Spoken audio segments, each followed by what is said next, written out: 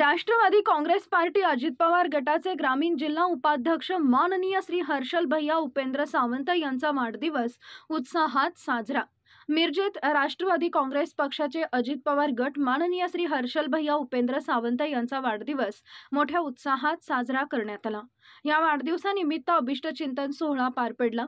यावेळी मान्यवरांनी शुभेच्छांचा वर्षाव करत हर्षल भैया यांना शुभेच्छा दिल्या।